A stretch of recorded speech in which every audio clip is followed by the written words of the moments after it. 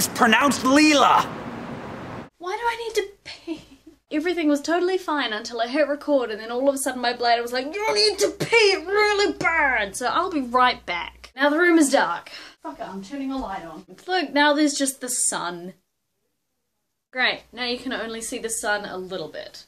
Fuck me, right? This weekend just been, some friends and I went and saw Big Hero 6. The story of 6 Japanese kids brought together by the Japanese government under the all-knowing leadership of a former X-Man who— Hello? Oh, it's not any of those things? Great. The film adaptation of Big Hero 6 takes place in San Francisco and features the exploits of 2 Japanese American kids, 2 American kids, 1 black kid, and a robot.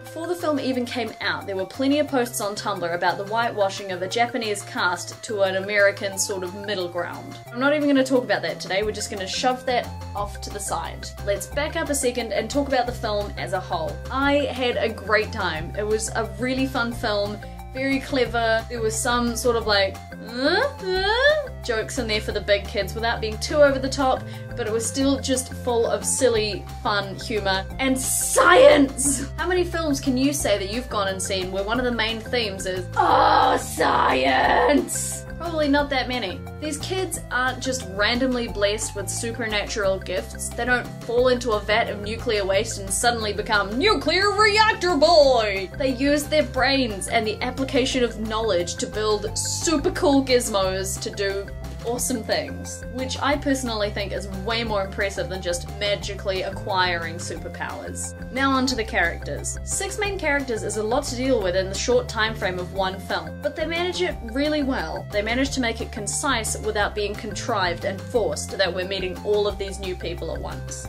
Apart from Hero and Baymax, all of the main characters are known by nicknames. These nicknames are given to them for aspects of their personality or things that they are known for, not because of being really tall, short, fat, thin, female, male, in between, which is awesome. I want to give special mention to the treatment of the female characters in this film. I'm sure that most of you are aware of the Bechdel test. To pass the Bechdel test, a film must have 2 or more female characters, both have names, who speak to each other about something that is not a man. Most films can't even accomplish that. This film does it with flying colours. Not just that, but it also demolishes the sexy lampshade test. This is one that I haven't seen referred to as often. If you've replaced a female character with a sexy lampshade and the story still works, you're doing it wrong.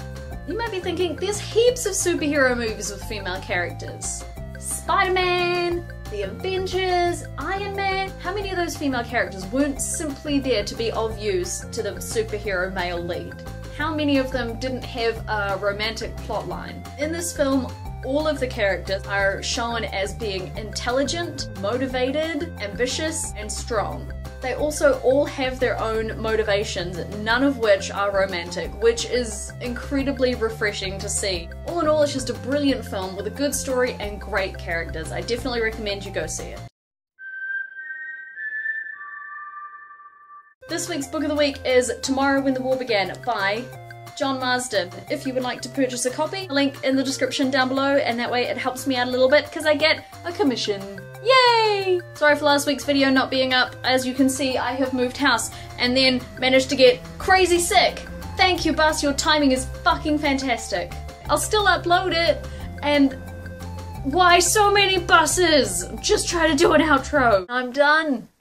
I'm done. I'm done. See, the camera's not even over here! Or is it? No, it's not, it's over here. Oh, I've been looking over here. The camera's... Goodbye!